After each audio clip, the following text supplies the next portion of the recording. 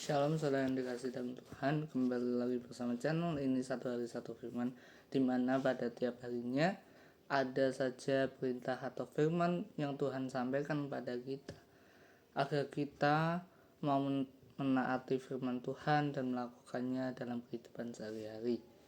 Kita pada hari ini akan berbicara tentang 3 hal dasar kerohanian dalam Kristen, yaitu iman, pengharapan, dan kasih. Tapi sebelum kita memulai renungan pada pagi hari ini, marilah kita sebaiknya berdoa agar hati kita, pikiran kita, semuanya siap untuk mendengarkan firman-firman Tuhan. Marilah kita berdoa. Allah Bapa yang Maha Kuasa, Allah yang kami kenal di dalam nama Tuhan Yesus, terima kasih Bapa atas anugerah-Mu, terima kasih atas apa yang Kau berikan Tuhan, baik secara rohani maupun secara jasmani Tuhan. Terima kasih atas kehidupan hari ini Tuhan. Udara yang segar, cuaca yang cerah, semuanya berjalan dengan lancar Bapa. Pada pagi hari ini Tuhan, kembali kami ingin mendengarkan renungan firman-Mu Tuhan. Berbicaralah kepada kami untuk kami dapat meresapi dan juga mewujudnya katakan firman-firman-Mu ini Tuhan, sebagai bentuk bahwa kami taat dan setia pada Engkau. Terima kasih Bapa. Pakailah pengetahuan kami agar pengetahuan kami bisa menerima apa hikmat-hikmat yang Engkau berikan pada kami. Pakailah Roh Kudus yang ada di dalam diri kami untuk mengusik, untuk membongkar setiap selubung-selubung kami, sehingga tidak ada yang menghalangi kami untuk mendengarkan sabda-sabda-Mu. Terpujilah nama-Mu Tuhan kini dan sepanjang masa, hanya di dalam nama-Mu Tuhan kami Yesus Kristus kami telah berdoa dan mengucap syukur. Haleluya, amin. Shalom saudara yang dikasih dalam Tuhan, selamat pagi berkat dalam. Pada hari ini kita akan membahas 3 kerohanian Kristen yang utama. Kita akan berbicara tentang iman, pengharapan, dan kasih. Di dalam 1 Petrus pasal yang pertama, ayat yang ketiga hingga yang ke-12. Ini judulnya pengharapan, iman, dan kasih. Tetapi bisa Anda artikan iman, pengharapan, dan kasih. Dari sini kita belajar bagaimana iman, atau saat kita percaya kepada Tuhan Yesus, kita berharap Tuhan Yesus selalu ada bersama-sama dengan kita, dan karena pengharapan itulah kita dapat mewujud nyatakan cinta kasih Tuhan. Kita mulai dari ayat yang ketiga. Terpujilah Allah Tuhan, Allah dan Bapa Tuhan kita Yesus Kristus, yang karena rahmat-Nya yang besar telah melahirkan kita kembali oleh kebangkitan Yesus Kristus dari antara orang mati kepada sesuatu yang hidup dan penuh pengharapan. Di ayat yang ketiga ini, saudara, ayat yang pertama ini sudah jelas dikatakan, karena rahmat-Nya yang besar telah melahirkan kita kembali oleh kebangkitan Yesus Kristus. Amin.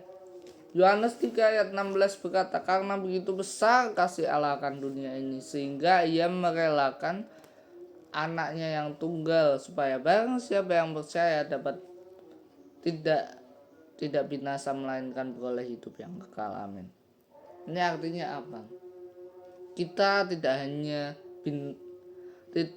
hanya mendapatkan jasmani yang kekal, tetapi ini lebih berbicara tentang kerohanian kita, saudara. Kenapa?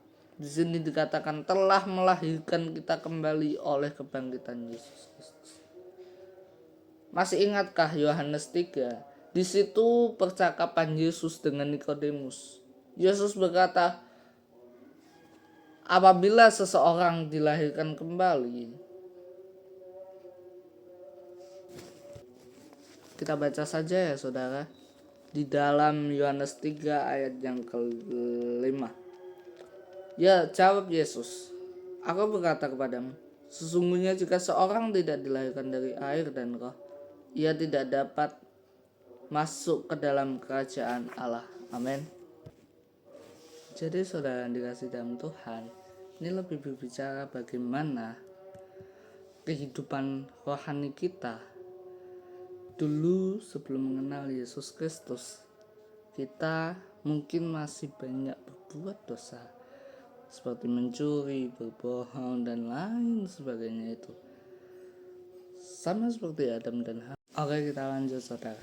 Dari Yohanes 3 ayat 6 tadi kita berbicara bahwa Tuhan Yesus menyatakan bahwa kalau orang tidak dilahirkan kembali, ia tidak akan mendapat kehidupan yang kekal. Itu gimana maksudnya? Selain Yesus berkata begini, Tuhan Yesus pernah bilang bahwa barang siapa makan tubuhku dan minum darahku, dia tidak akan mati walaupun dia sudah mati. Nah, jadi di sini Tuhan Yesus menyampaikan bahwa ini tentang kehidupan roh itu sendiri, saudara. Tentang kerohanian kita, hal-hal rohani kita. Kalau hal duniawi kita tidak mungkin bisa lahir lagi itu tidak mungkin. Itu sama saja yang dipikirkan Nikodemus. Nikodemus ini adalah orang terkemuka ahli Taurat, dan seorang ahli Taurat dia memandang perkataan Yesus itu secara duniawi. Bagaimana bisa dilahirkan kembali kalau kita ini sudah hidup di dunia ini? Nikodemus hanya memandang itu secara duniawi, tetapi maksudnya Tuhan Yesus ini adalah secara rohani, saudara. Kerohanian kita, kalau kita tidak dilahirkan kembali, kalau rohani kita tidak dilahirkan kembali, tidak membangun keintiman dengan Tuhan kembali, dan kita semakin berjarak dengan Tuhan, maka itu yang menimbulkan dosa, saudara. Karena apa? Dosa seperti berbohong, mencuri, caci maki, dan lain sebagainya itu hanyalah bentuk-bentuk dosa. Tetapi dosa yang sebenarnya adalah ketika kita sudah jauh daripada Tuhan, sudah jarang membangun keintiman dengan Tuhan. Amin. Dan akibatnya kalau kita menjauh daripada Tuhan, kita semakin mudah dikuasai oleh iblis. Dan kalau kita sudah dikuasai oleh iblis, oleh setan, maka kecenderungan atau kemungkinan kita untuk berbuat dosa, untuk melakukan buah-buah dosa itu lebih besar, saudara. Karena kita jauh daripada Allah, makanya kita lebih dekat dengan iblis. Iblis makin mudah memakai kita untuk kita berbuat dosa. Itu intinya, saudara. Jadi dosa di sini bukan berarti berbohong dan lain sebagainya. Itu hanyalah bukti. Tapi dosa pada intinya adalah ketika diri kita menjauh daripada Tuhan. Ketika kita sudah jarang membangun keintiman dengan Tuhan, sudah jarang ke gereja, sudah jarang baca Alkitab, jarang berdoa dan lain sebagainya. Kita lanjut yang ada di 1 Petrus 1. Kita lanjut di ayat yang keempat. Untuk menerima suatu bagian yang tidak dapat binasa, yang tidak dapat cemar, dan yang tidak dapat layu, yang tersimpan di surga bagi kamu. Nah, di sini sudah dengan jelas Rasul Petrus menyatakan hal ini lebih jelas lagi. Ketika kita di ayat yang ketiga tadi, ketika kita sudah dibasuh oleh Tuhan Yesus, sudah dipermandikan, sudah ditebus oleh Yesus Kristus itu sendiri, kita mendapat bagian yang tidak binasa. Jadi kerohanian kita, walaupun suatu saat nanti kita sudah dipanggil Tuhan, tetapi kerohanian kita, roh kita ini, kalau kita sudah percaya Tuhan Yesus, roh kita ini tidak akan mati, saudara. Roh kita ini akan dibawa Roh Kudus menuju surga. Tetapi bukan hanya itu saja saudara, karena yang mau disampaikan Tuhan Yesus itu adalah tentang kehidupan kita di dunia ini. Kita memang kalau masih hidup di dunia ini memang masih banyak godaan duniawi, keinginan mata, keinginan daging, keangkuhan. 3 godaan itu saudara. Tetapi ketika kita sudah memberikan diri kita dipimpin oleh Roh, dibasuh oleh Tuhan Yesus, amin, maka kita juga akan mendapatkan bagian agar kita bisa membangun keintiman dengan Tuhan, agar kita semakin dekat dengan Tuhan. Kalau kita dipimpin oleh Roh, maka Roh Kuduslah yang juga akan memakai kita menjadi saksi dan alatnya, mewartakan Injil Tuhan, mewujud nyatakan cinta kasih Tuhan, mengasihi sesama, membantu yang berkesusahan, menolong yang sakit dan lain sebagainya. Makanya daripada itu, ketika kita sudah dikuasai oleh Roh Kudus, Tuhan ada dalam diri kita menyerahkan hidup kita agar dipakai oleh Roh, dipimpin oleh Roh, kita akan dipakai juga oleh Roh Kudus untuk menghasilkan buah-buah Roh. Amen. Oke, next. Yang kelima, yaitu kamu yang dipelihara dalam kerajaan Allah karena imanmu, sementara kamu menantikan keselamatan yang telah tersedia untuk dinyatakan pada zaman akhir. Saudara yang dikasih Tuhan, zaman akhir ini kadang kita menganggap itu adalah kiamat. Amin. Tetapi di zaman terakhir ini lebih bermaksud pada zaman terakhir, waktu terakhir kita dikuasai dosa. Karena apa? Di sini dikatakan yang dipelihara dalam kekuatan Allah karena imanmu. Kita percaya, kita mengimani Tuhan Yesus yang disalib itu sebagai penebus kita. Sementara kamu menantikan keselamatan yang telah tersedia untuk dinyatakan pada zaman akhir.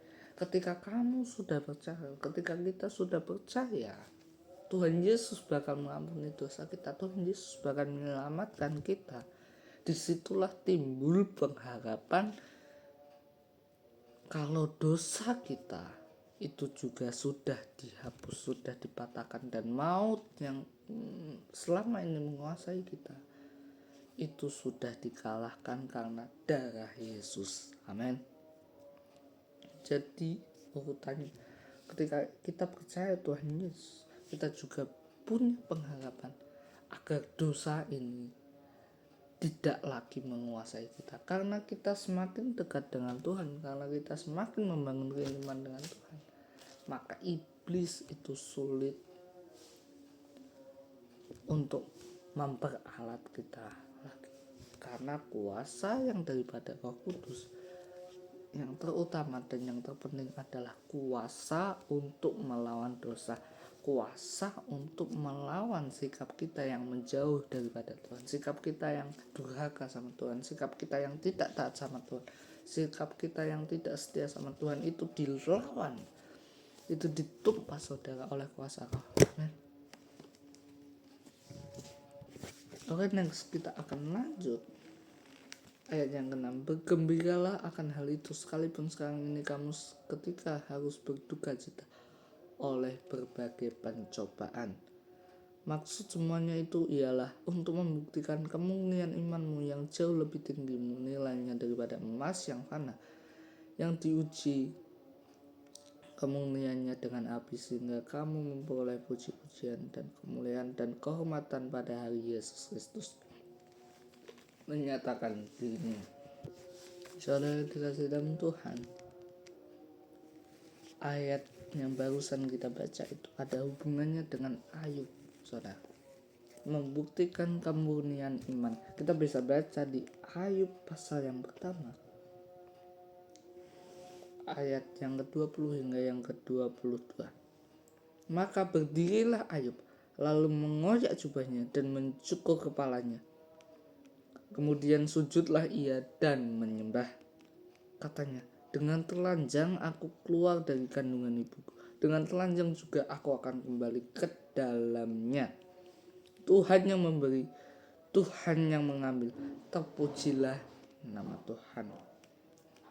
Dalam kesemuanya itu Ayub tidak berbuat dosa dan tidak menuduh Allah berbuat kurang patut.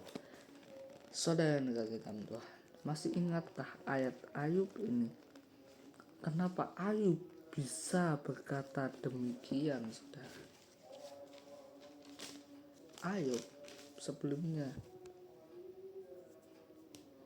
dicobai oleh iblis. Tuhan Allah mengizinkan iblis agar mencobai Ayub dengan menghilangkan hartanya, mengambil ternaknya, membuat dia berpenyakit, sehingga saudara-saudaranya menuduh dia menyakit kutukan. Padahal Ayub tidak berbuat apa-apa.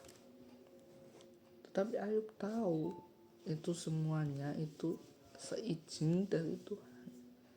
Jadi begini saudara, Ayub itu tahu kalau Ayub dipercayakan Allah untuk menanggung pencobaan itu, sehingga kalau ada pencobaan kita jangan langsung berpikir Allah itu menyusahkan kita, Allah itu menghancurkan kita. No,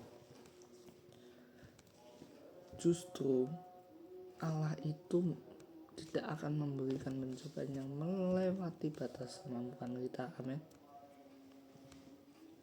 Justru kita harus memakai pencobaan itu dengan cerdik, saudara.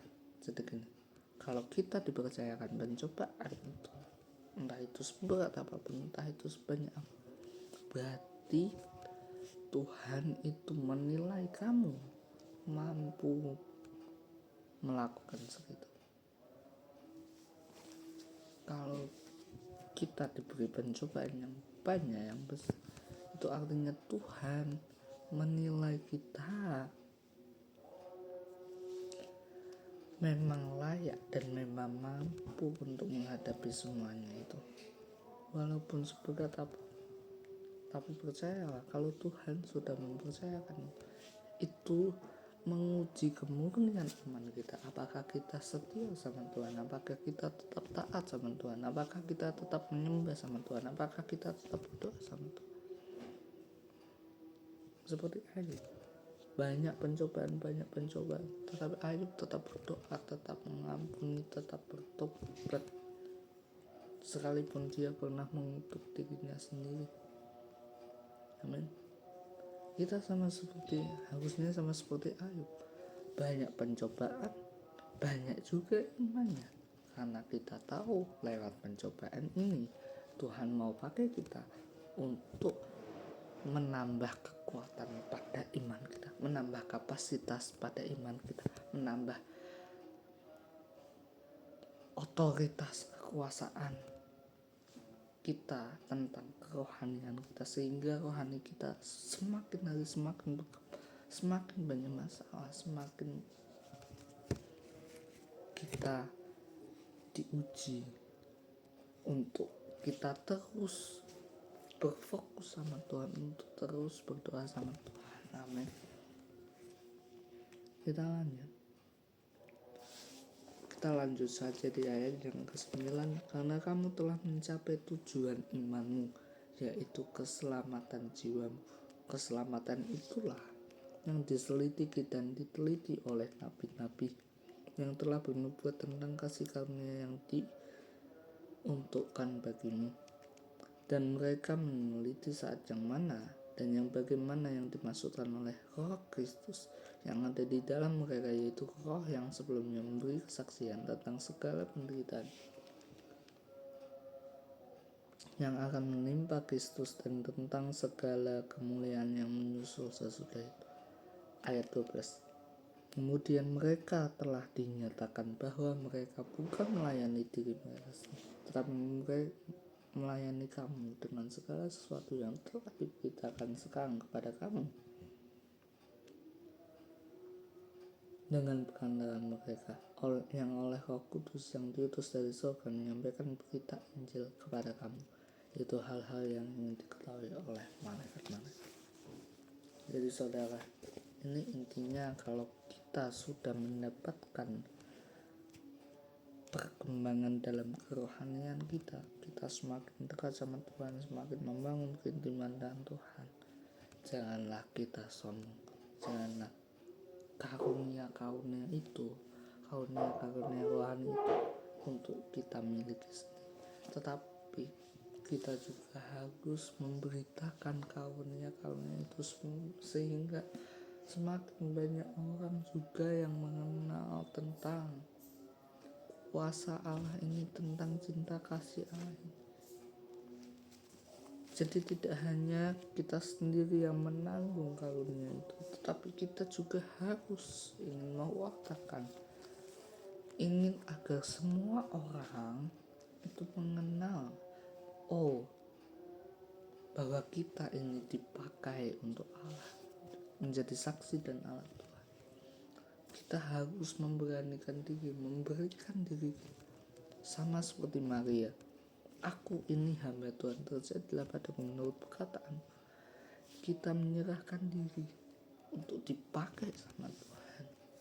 Amin. Jadi renungan pada hari ini cukup singkat, tetapi banyak juga yang kita pelajari. Yang pertama, memberikan hidup kita dipimpin oleh Roh. Setelah kita bertobat, setelah kita percaya, kita mengimani Yesus Kristus menyelamatkan kita berharap agar dosa-dosa kita dihapuskan. Dan memang dosa-dosa kita sudah dihapuskan karena darah Yesus, karena pertobatan itu, karena kelahiran kembali itu, karena baptisan itu. Dan dari pengharapan itulah yang menimbulkan cinta kasih. Kita semakin berharap agar kita dipakai alat Tuhan, maka kita jugalah yang harus menyatakan cinta kasih Tuhan ke dalam kehidupan kita sehari-hari. Amin saudara. Itu yang pertama. Yang kedua, kita harus tahu bahwa anugerah rohani ini, walaupun karunia-karunia itu untuk orang tertentu, tetapi karunia-karunia itu juga yang harus diberitakan agar semua orang tahu. Ingat saudara, satu orang berdosa semuanya kena. Adam dan Hawa berdosa, semua manusia terkena. Tetapi satu orang benar, semuanya juga. Yesus turun ke dunia, maka semua orang yang percaya kepadanya tidak boleh binasa, melainkan hidup yang kekal. Amin. Marilah kita berdoa. Allah yang Maha Murah, Tuhan, terima kasih Bapa atas anugerah-Mu, terima kasih atas renungan hari ini. Kembali lagi kami diingatkan Tuhan untuk terus membangun keintiman dengan Engkau Tuhan, memberikan hidup kami dipimpin oleh Engkau, dipimpin oleh Kau, sehingga kami semakin hari semakin mengandalkan hikmat yang daripada Engkau. Banyak pencobaan, banyak penderitaan, tetapi Tuhan biarlah kami pakai penderitaan itu, pencobaan itu sebagai batu penjuru, sebagai batu loncatan, agar kami terus mendekat dengan Engkau, terus berharap dengan Engkau, terus berdoa kepada Engkau. Terima kasih Bapa. Ajarlah kami Tuhan untuk terus menguatkan iman kami masing-masing Tuhan. Hanya di dalam nama Tuhan Yesus kami telah berdoa dan mengucap syukur. Haleluya. Amin.